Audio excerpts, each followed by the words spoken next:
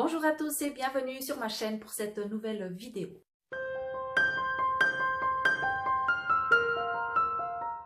J'ouvre cette nouvelle semaine de vlog en souhaitant la bienvenue aux nouveaux abonnés. Je clôturais mon précédent vlog en vous parlant de... C'était quel livre? Oui, Les marécages.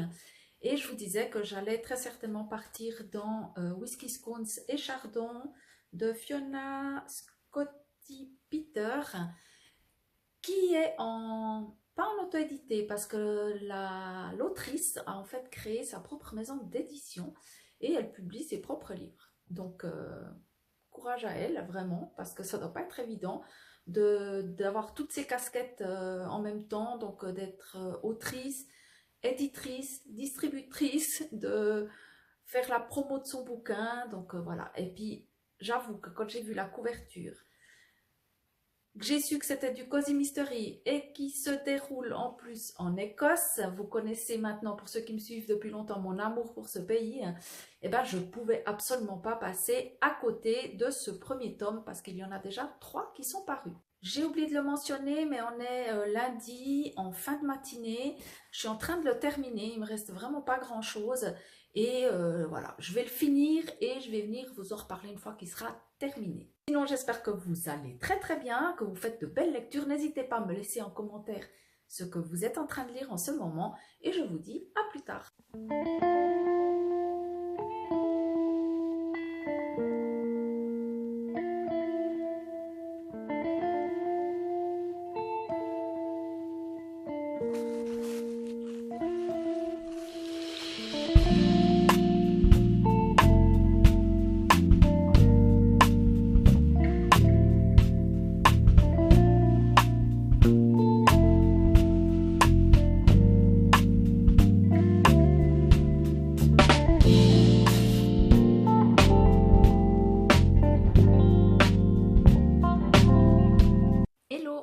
Mercredi matin aux environs de 10 h. Je vous prends un petit coup pour vous faire un point de lecture. Il faut que je vous parle de ma lecture de Whisky Scones et Chardon de Fiona Scotti Peter aux éditions Cottage Home, qui, comme je vous le disais, est la propre maison d'édition de l'autrice de ce roman. On est ici dans un cozy mystery qui se déroule en Écosse. C'est ce qui m'a vraiment attirée dans ce livre.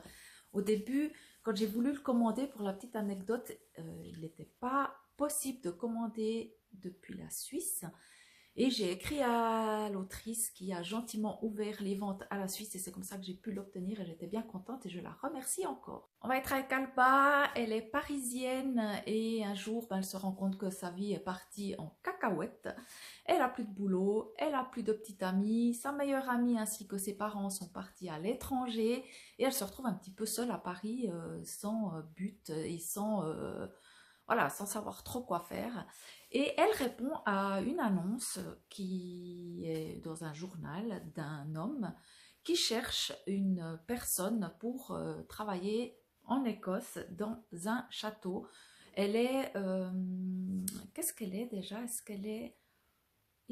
Oui, elle est historienne de l'art. Et voilà, il cherche quelqu'un, elle postule et elle va être engagée, elle va partir pour l'Écosse. On va faire la connaissance peu à peu des habitants. C'est un tout petit village en fait. Elle atterrit dans un petit village où il y a ce château avec ce châtelain. Et elle va rencontrer évidemment son patron. Elle va rencontrer les personnages qui vont graviter autour d'elle tout au long de l'histoire. Et je vais commencer par les points négatifs. J'ai trouvé que Alba, qui a 28 ans, paraissait souvent en avoir 12. Donc une certaine immaturité, on aurait dit qu'on parlait vraiment d'une enfant de 12 ans, d'après ce qu'elle peut dire, ses agissements et puis ses propos. Voilà, c'était très très enfantin et j'ai trouvé que ça collait pas tellement avec l'âge du personnage. J'ai également trouvé pas mal de coquilles. Après, voilà, on voit que c'est une autrice qui débute. C'est pas toujours facile, surtout si on n'a pas une équipe derrière de correcteurs et de professionnels qui vous assistent dans cette démarche de l'écriture. C'est pas toujours évident, donc voilà, mais il y en avait quand même pas mal, quelques tournures de phrases assez maladroites également. Dernier petit point négatif qui n'en est pas vraiment un, parce que voilà, c'est comme je vous disais, quand on lit beaucoup de policiers, de thrillers, de cosy mystery, à un moment donné, bien souvent, on repère certains indices et on découvre qui est la coupable. Et ça a été à nouveau le cas ici. Décidément, j'enchaîne les livres policiers où je découvre le coupable assez rapidement. Mais pour quelqu'un qui n'a pas forcément l'habitude de lire ce genre littéraire, mais qui s'y intéresse et que ça intéresse, ça veut très très bien aller. Pour les points positifs, j'ai trouvé que l'enquête était assez sympa. On a plusieurs meurtres. Le premier arrive assez rapidement, donc je ne vous spoil rien. Donc l'enquête était assez sympa et j'y ai trouvé vraiment le point super positif, c'est que j'y ai trouvé vraiment ce que je cherchais, c'est-à-dire cette ambiance écossaise avec des plaids, avec du tartan, du whisky, du thé, des scones, des petites pâtisseries, vraiment l'ambiance cocooning, le feu de cheminée, tout ça, vraiment, vous allez le trouver dans ce roman. Comme je sortais de ma lecture des marécages, qui est quand même assez sombre, je vous écrivais ce livre comme quelque chose assez sombre, assez... voilà, on était dans les marécages, c'est assez boueux, on sentait un peu la misère. J'avais vraiment envie d'avoir quelque chose d'un peu plus frais et de léger, et vraiment, ça a fait parfaitement le job. Maintenant, la question est la suivante. Est-ce que je vais lire le deuxième tome? Il y a 3 tomes parus.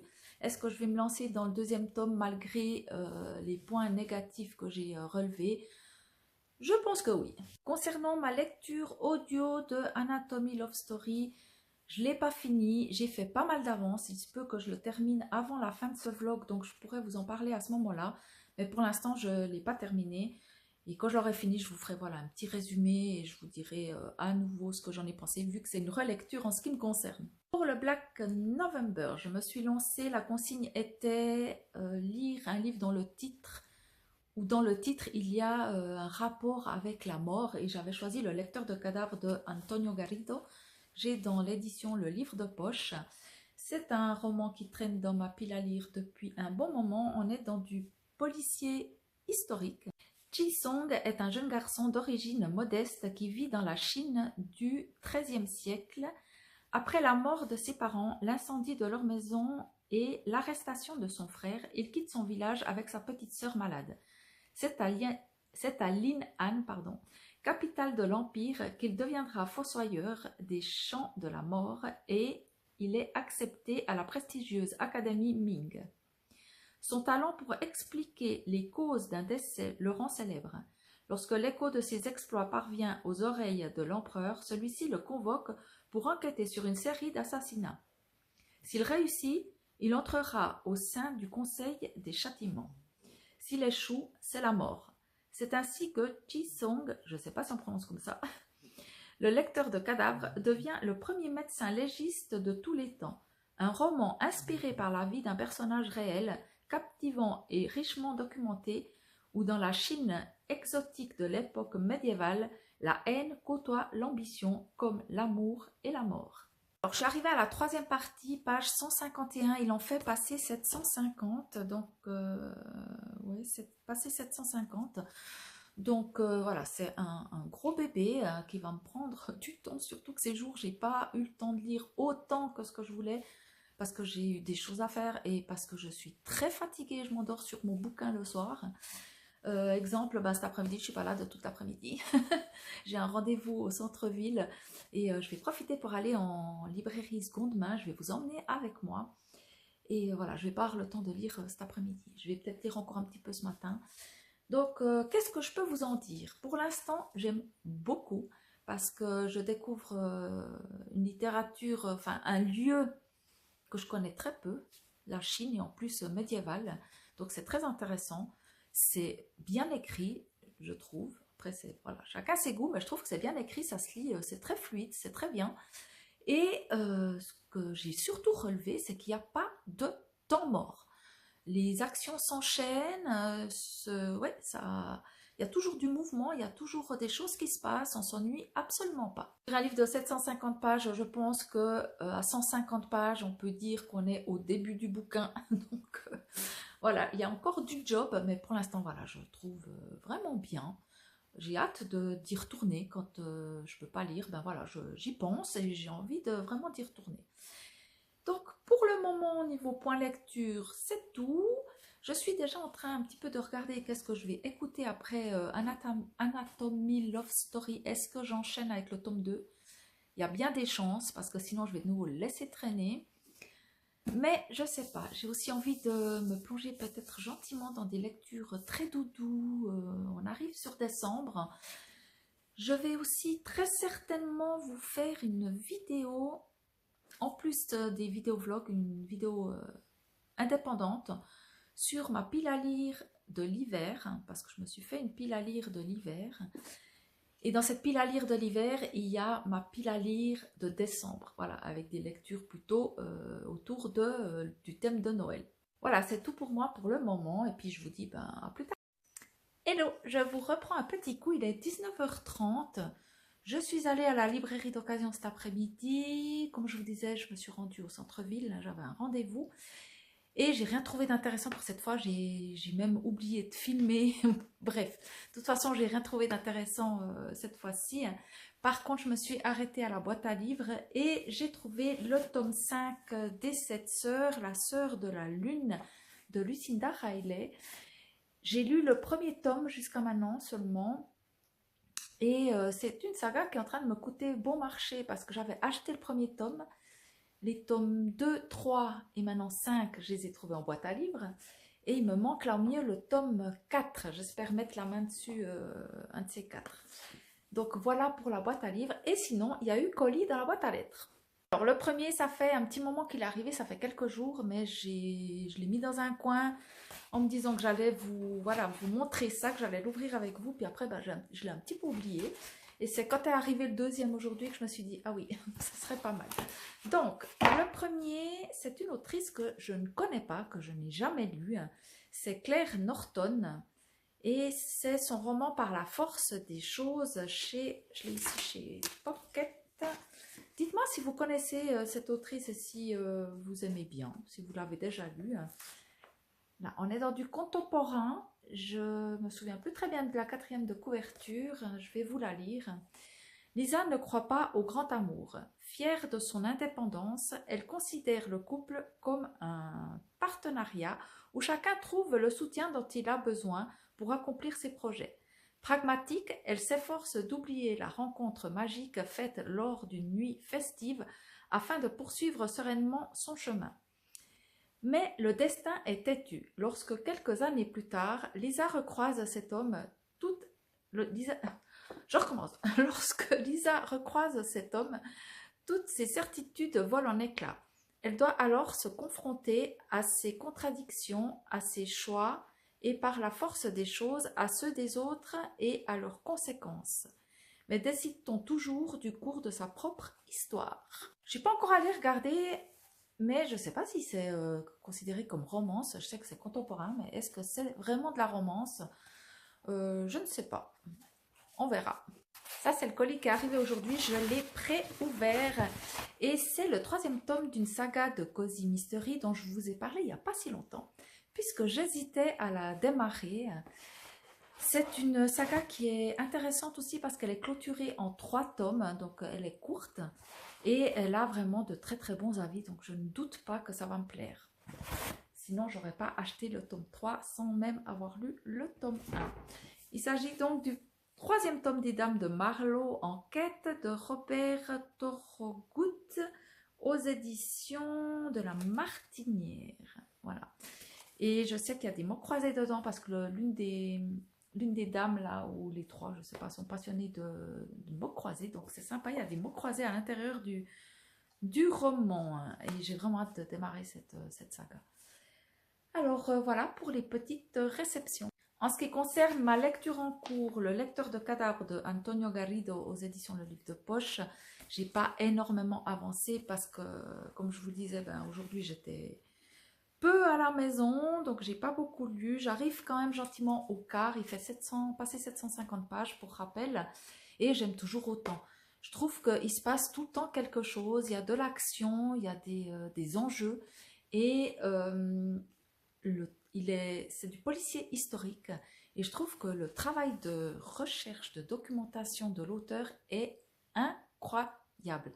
Je ne sais pas en combien de temps il a écrit ce livre, mais je suis en train d'apprendre un tas de trucs. On est quand même en 1300 quelque chose, je crois. Et on est en Chine, donc c'est des autres coutumes avec vraiment des protocoles très pointus au niveau de la famille, au niveau du travail, au niveau des hiérarchies, que ce soit au travail ou justement dans la famille. Et je suis en train d'apprendre vraiment un tas de choses, quoi. C'est passionnant pour le moment. J'espère que ça va être comme ça jusqu'à la fin, que je ne serai pas déçue par un dénouement. Voilà, des fois les dénouements, ben, ils ne sont pas à la hauteur du livre. Mais là, pour l'instant, vraiment, je me régale. Donc, voilà pour ma lecture en cours. Là, je me suis préparé un petit truc à manger. Donc, je vais aller manger.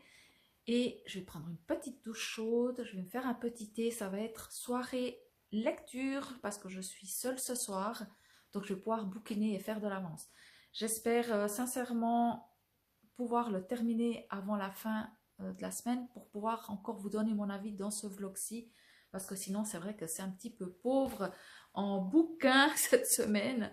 Mais entre le manque de temps et puis ben, le gros bébé, ça va être un petit peu chaud patate. Mais allez, on y croit. Bon, je vous dis à plus tard.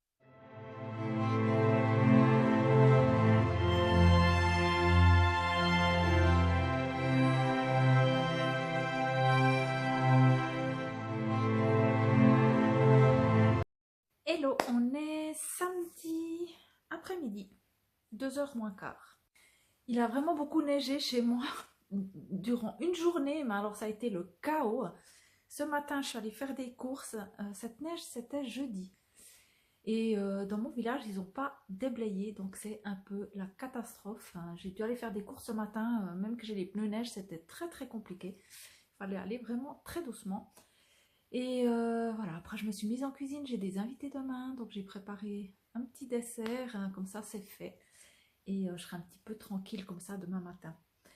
Niveau lecture, je suis toujours dans le roman de Antonio Garrido, Le lecteur de cadavres. J'aime beaucoup, mais par contre, il faut s'accrocher, hein, c'est rude. C'est un livre qui est très dur. Il y a des scènes qui sont très difficiles à lire. Hein. Il y a des scènes, sachez-le, il y a des scènes de torture. Donc, si vous êtes un peu sensible, attention, parce que c'est vraiment pas un livre très joyeux. Hein. C'est très sombre. Il se passe tout le temps plein de choses, mais des choses négatives en fait, desquelles le personnage s'en tire plus ou moins bien à chaque fois.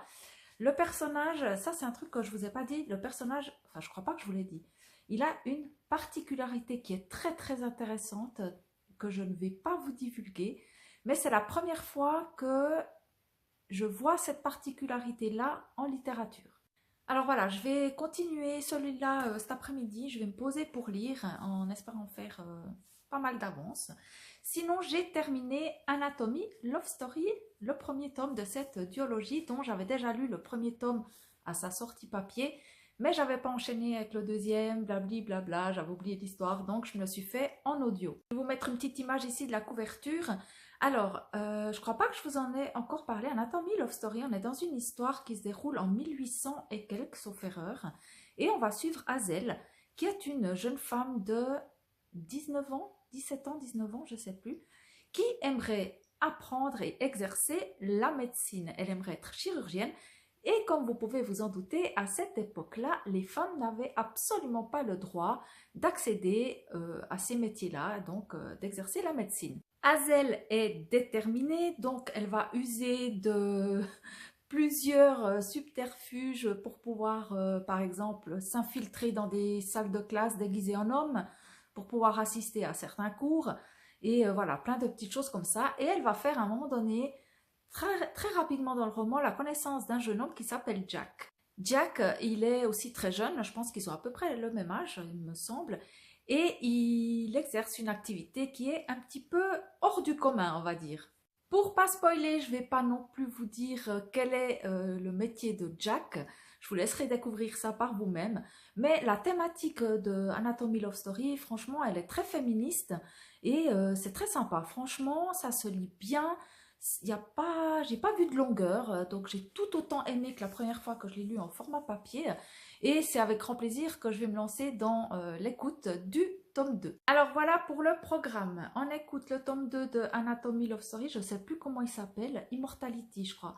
Immortality Love Story. Finir le lecteur de cadavres et je voulais juste vous montrer ce matin, je suis allée faire les courses et le supermarché où je vais, ben, ils ont des bouquins, donc je fais toujours un petit tour évidemment. Et je me suis pris Une saison pour les ombres de R.J. Elroy, qui est un auteur que j'ai déjà lu et que j'aime beaucoup. Je vais être ici dans une histoire qui se déroule au Canada en 1972. Je ne vais pas vous en parler plus maintenant. Je vous en parlerai lorsque je le lirai. Je vous ferai le petit résumé et tout et tout. Vous connaissez maintenant la musique. Je pense que je vais prolonger ce vlog et je vais vous le poster très certainement mardi. Mardi soir, je pense.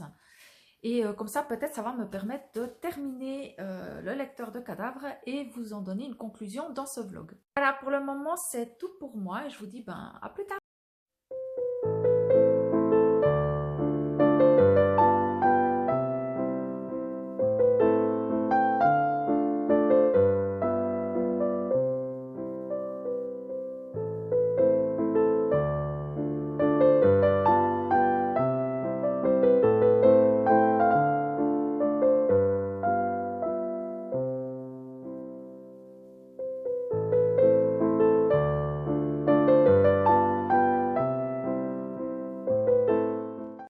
Hello, on est mardi matin, je viens clôturer ce vlog. J'ai un peu rallongé parce que j'espérais pouvoir finir le lecteur de cadavres et vous en parler, vous en donner ma conclusion, mais ce n'est pas le cas, j'ai pas réussi à le terminer, donc vous aurez mon avis final dans le prochain vlog. Par contre, j'ai terminé 2 autres lectures dont je vais vous parler maintenant, mais avant de vous en parler, j'aimerais vous annoncer que je vais vous tourner dans la foulée juste après une vidéo de présentation de ma pioche à lire de l'hiver et j'ai eu de la chance parce que tous les livres que j'avais sélectionnés pour cette pioche à lire de l'hiver rentraient dans les menus du Cold Winter Challenge 2024. J'ai 35 titres à vous montrer dans cette vidéo. J'ai choisi vraiment de tous vous les présenter parce que comme ça peut peut-être vous donner des idées de lecture pour le challenge si vous participez. Pour les lectures que j'ai terminées, la première, je vous en ai parlé dans un précédent vlog, il s'agit de Scènes de crime au Louvre de Christos Markogiannakis. C'est un emprunt bibliothèque. Je vous avais présenté ce livre dans le dernier vlog ou l'avant-dernier, je ne sais plus, où l'auteur nous montre en fait des scènes de crime qui sont représentées dans des œuvres d'art qui se trouvent au Louvre. Ça peut être des tableaux, mais ça peut aussi être de la sculpture où il y a des vases et certaines œuvres, voilà, on ne voit pas tout de suite qu'il s'agit d'un meurtre. C'est très intéressant parce qu'on a donc la photo avec les dimensions et tout ça. Et à côté, on a qu'est-ce que ça représente historiquement, parce que souvent, ça se rapporte à une période historique, à un fait qui est réellement arrivé. Qu'est-ce que ça représente? Et c'était, ma foi, super intéressant. Donc, si vous avez envie d'allier art et crime, eh ben, ça sera idéal comme lecture. N'hésitez pas, c'est assez sympa à lire parce que vous pouvez lire voilà, une petite œuvre tous les jours, le grignoter comme ça, petit à petit. Et puis franchement, j'ai appris pas mal de choses. Je me suis lancée dans la lecture d'une BD que j'ai adorée. Il y a de l'humour, c'est des portraits de femmes traités avec justesse et humour. C'est historique, ce sont des femmes qui se sont battues pour leurs droits, qui ont eu des destins, pour certaines, vraiment extraordinaires. Et je l'ai dévoré. Bien évidemment que je vais me procurer le 2e tome que j'ai hâte de découvrir. Vraiment, je vous le recommande chaudement. N'hésitez pas une seconde si vous avez l'occasion de le lire. J'ai commencé Immortality Love Story en audio. Je ne vous en parle pas plus ici. Je suis tout au début. Donc, je vais avancer un petit peu dans ma lecture audio et je viendrai vous en reparler à l'occasion. Et sinon, je vais terminer le lecteur de cadavres et ensuite, je vais lire très certainement À l'ombre de Winnicott, qui est prévu pour le The Black November. C'est le dernier titre, voilà. J'aurais dû le commencer hier. J'ai du retard. Mais c'est pas grave, on va pas se mettre la pression. La lecture, ça doit rester du plaisir. Et pour le moment, je crois que c'est tout pour moi. Je vous quitte donc ici en vous souhaitant une très bonne semaine de lecture. Et je vous dis à très